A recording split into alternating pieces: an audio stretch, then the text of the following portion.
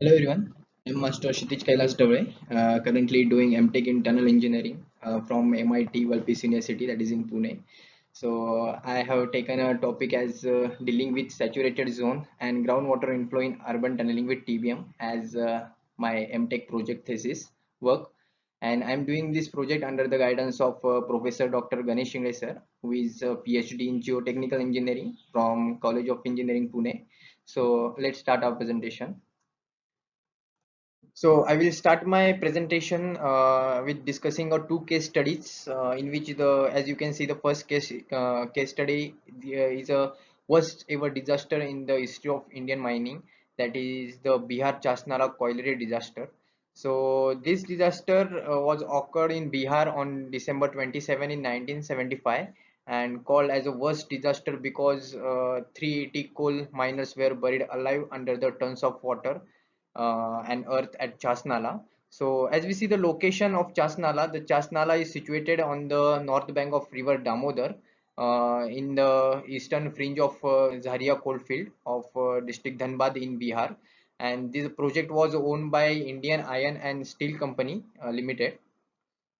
The main cause of this incident was the mine hit to an aquifer during the blasting, and there was a sudden water inrush due to puncture of an aquifer, and the speed of water was 7 million gallon per minute, and which suddenly came inside a mine and completely washed out all the supports, and all the 380 coal miners were died on the spot.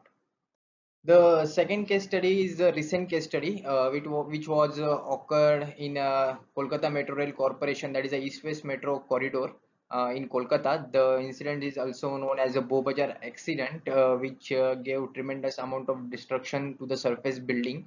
About more than 18 buildings were affected due to this accident. 10 buildings were collapsed. Some people were died also. Nearly about 500 people were evacuated from the surface buildings, and many buildings were found tilted. So my project is based on this case study.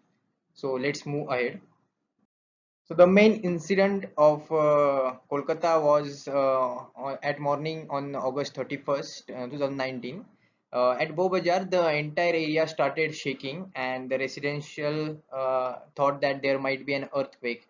So meanwhile, the 14-meter down TBM Chandi is the name of TBM, was boring a tunnel below the Bowbazar, and the sudden what happened, the sudden groundwater rush into a tunnel through a cutter head of a TBM, and TBM was stopped, and you can see that the tunnel was filled with the water. This is the actual photo of Bowbazar, below the Bowbazar. Now let's see the what was the cause of this incident and how it happened. The main cause of this incident was TBM hit to an aquifer, that is a water pocket. So basically, an aquifer is an reservoir of groundwater when the surface water, usually rainwater, which drips into a soil, and it gets percolate inside the ground. And at a certain depth, there is an impermeable layer which doesn't allow water to settle down, and this creates a huge reservoir of a groundwater. Same case was happened in the Kolkata below the Bowbazar. So there was a presence of aquifer, as you can see, and the TBM was tunneling, and as the point the TBM punctured the aquifer, all the water inside the aquifer started coming inside the tunnel, and as the water came inside the tunnel, the soil above the aquifer gradually settled, and this led to a fall of above structures in Kolkata. Now, not only Kolkata and Bihar, but you will also find many case studies related to the saturated zone, that is challenging for the tunneling. So there is another case study, that artesian blowout in Dhulhasti, which is a hydroelectric power project in Jammu Kashmir. Similar case studies like groundwater ingress in headrace of Tapovan Vishnugarh. So by studying all these case studies, I made my motto is to stop such a accident from happening in any tunnel construction in future. So most recently there is a tunnel accident in Malatya transmission tunnel. The similar case like Kolkata, the TBM was hit to an aquifer. Now I have divided my project into three parts. That is how to deal with such an incident. That is before incident, during incident, and after incident. So let's see. So I started my project with before incident, making my first objective, that is to study the formation of saturated zone in underground. So saturated zone is nothing but it is a space filled with water and loose soil. And these saturated zone are divided into five categories, as you can see in this table. That is aquifer, aquifuge, aquitard, aquiclude, and water pocket. Similarly, the aquifer is further divided into two types. That is confined aquifer, which also known as open aquifer, confined aquifer, which is also known as closed aquifer. As we have discussed the first case study of Bihar Chas Nala, you will find that the aquifer was connected to a river Damodar, which was an open stream, is called as the unconfined aquifer. And in the second case study, the aquifer was not detected even. So this aquifer was confined aquifer, which known as a closed aquifer. So the aquifer is a porous layer that contain and transmit the groundwater, and which has a good water holding capacity and good water transmission capacity. It generally finds in a sandy soil and gravel. So these are the two types, as I said, that is a confined aquifer, which is called as an open aquifer, which can flow directly through a surface, and a saturated zone of aquifer. As you can see the figure, this indicate that this is a connected to a stream. This is an unconfined aquifer. Similarly, the confined aquifer is bounded with the impermeable layer, which doesn't allow to get connected to a stream. So the next term is aquifuge, which is a solid layer that neither contain or and nor transmit the water. So it has no permeability, no water holding capacity, and no water transmission capacity. Example, you can see that the solid rock. So next term is aquitard, which is a layer with very low permeability. The flow of water can be seen depend upon the condition and the time, as it can flow in a rainy season, and it might be not flow in summer season. The combination, it is a combination of aquifer and aquifuge, and partially holding capacity depend on the condition, as I told. So next term is aquiclude, which is a rock and a soil having a porosity but no permeability. It has a good water absorption capacity, and but does not have water transmission capacity. So having water holding capacity and not having transmission capacity, as you can see the figure, which shows that the aquifuge and aquitard and aquiclude at every stage. The second objective of my project is to study the advanced detection technology for detecting these types of hydrological bodies in subsurface during tunnel alignment study. So these hydrological bodies can be easily detected by modern geophysical techniques such as satellite-based monitoring of groundwater, then detection of underground water by ground penetration radar, by electrical resistivity, then seismic reflection and refraction techniques, geoelectrical sounding, and there is also test which is mainly done to detect the aquifer, that is pumping test, also known as APT, that is aquifer performance test. So there is another advanced detection technology by TBM, that is which comes along the TBM, modern TBM. So this technique is known as beam technique, that is bore tunnel electrical ahead monitoring, which is a real-time ground penetration technique while TBM is boring. So this technique is based on the principle of electrical signals. The electrical devices are mounted behind the cutter head, so and the signal, yeah, they emits the electrical signal to predict the ahead geology while boring. So about 10 to 20 meter ahead geology can be easily detected uh, while while excavation, and we can easily detect any hydrological bodies or any fault, any saturated body, etc. by this technique. The third objective of my project is to study the integrated and analytical behavior of idealistic tunnel and the surface settlement in RS2 software after tunnel hit to an water pocket. So this generally consists of a model which I have made in RS2 software. So this model consists of twin tunnels of excavation dia 6650 mm, and these tunnel are being excavated at a depth of 20 meter below the ground level, and the tunnel are being excavated below the old heritage structures, so that the building load has been assumed as a 40 kilonewton.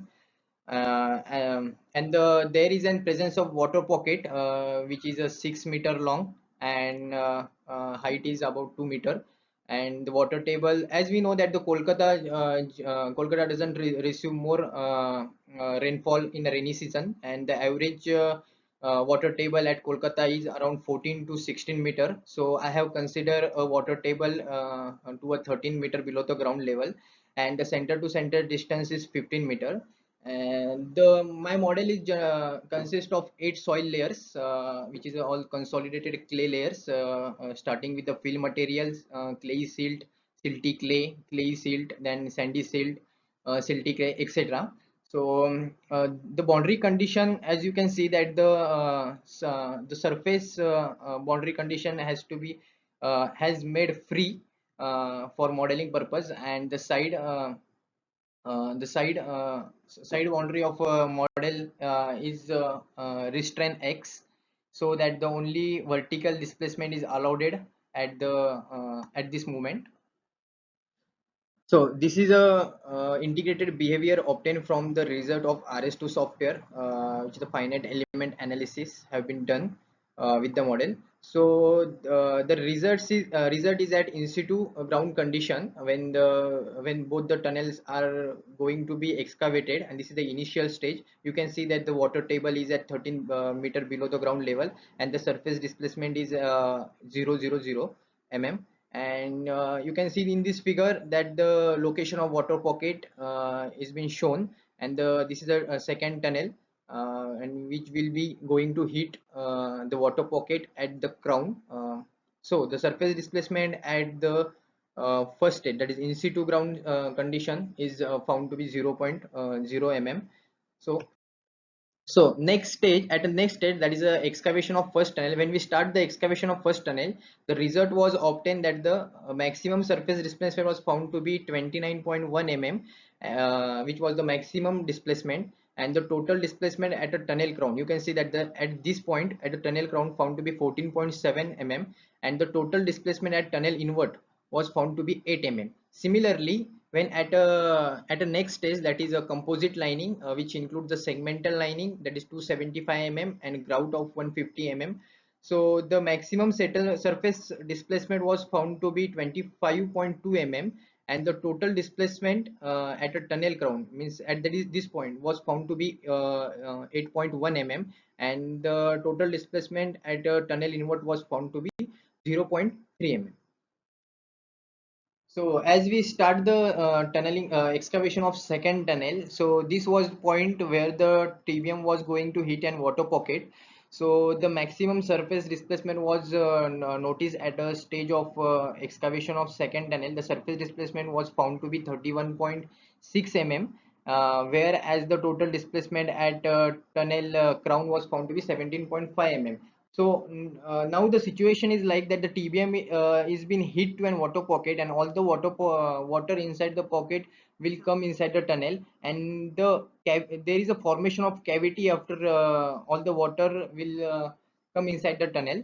So there will be a formation of only cavity. There is formation of cavity. So the stage was at the TBM hit to an water pocket. The maximum surface displacement was encounter was 31.3 mm, and the total displacement at tunnel crown was 17.1 mm. Now the next stage was the settlement after lining of second tunnel. When we do a segmental lining of second tunnel, so there was an surface displacement of 29.2 mm, and the total displacement at tunnel crown was 16.8 mm. And similarly, there was a movement in aquifer cavity. There was a movement in aquifer cavity, that is a displacement at a invert was 3 mm. Now, as we see the graph of total surface displacement versus horizontal distance, so as we know that the surface displacement was increasing with all the stages, but when we started the excavation of second tunnel and the tunnel hit to an water pocket, there was a sudden, you can see here, there was a sudden increase in displacement in a tunnel, which was almost 29.3 mm displacement. And similarly the support, as we have using segmental lining system, so the support capacity curve can be plotted with respect to thrust and moment. So with the factor of safety, that is 1, 1.2 and 1.4. So you can see that the all the nodes, these nodes, all the nodes are uh, does not lie in the graph of the factor of safety, that is 1, 1.2 and 1.4. This indicate that there will be a instability in tunnel lining. So this might be collapse a tunnel or instability in tunnel segmental lining. Now moving towards the fourth objective, that is to design an idealistic tunnel model in RS2 software after grouting a water pocket. Now the situation is made that the aquifer was detected previously during the survey alignment of tunnel, and the aquifer was grouted by the following techniques, that is a chemical injection grouting, then contact injection grouting and consolidation injection grouting and jet grouting. As you can see that the now the RS in modeling in RS2 software is done by entering the properties of grouted water pocket. So these are the results. You can see that the maximum displacement is 18.8 mm and the final displacement was 14.2 mm after grouting the water pocket, which is a safe displacement. Now current slide shows that this is a graph of distance versus total displacement, which shows that there is a correct Gaussian curve obtained by tunneling in presence of grouted water pocket. So as we see the support capacity curve, as we have used the segmental lining with the factor of safety, that is 1, 1.2, 1.4, all the nodes are lies within the curve, which indicate that the segmental lining will be stable and tunnel support system will be stable, and there will be no fall of any surface.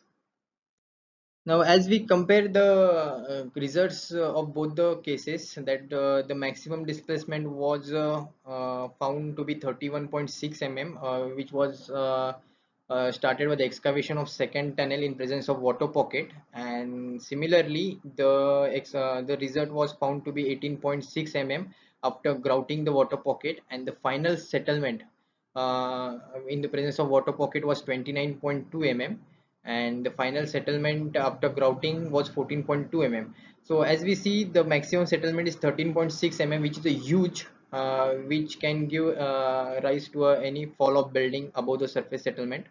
And this 13.6 mm displacement will not be a safe for doing a tunneling in urban areas. Now to clarify the results obtained from rock science software, I use an empirical method which was introduced by Peck, Mayers and Taylor's equation, which works on the principle of Gaussian curve.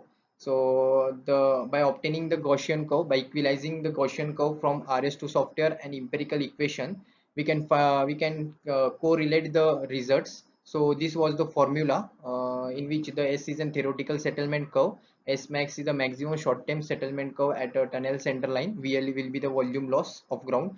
E is an constant, logarithm constant. I is an inflection point.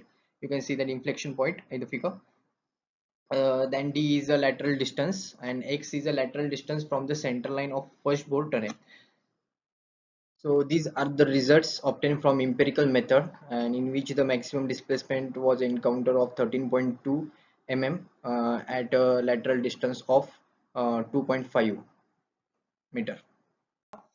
This graph shows that the displacement of a first tunnel, when the after construction of first tunnel, the maximum displacement in the consolidated cave will be 13.2 mm at this point, and the second tunnel is going to be excavate. After excavating the second tunnel, the maximum displacement will be 13.2 mm at the lateral distance of minus 2.5. And as we compare the both the graphs, we will get a complete Gaussian curve, which which shows that the correct form in the consolidated clay, and the position of tunnels are at 7.5 and minus 7.5 and 7.5.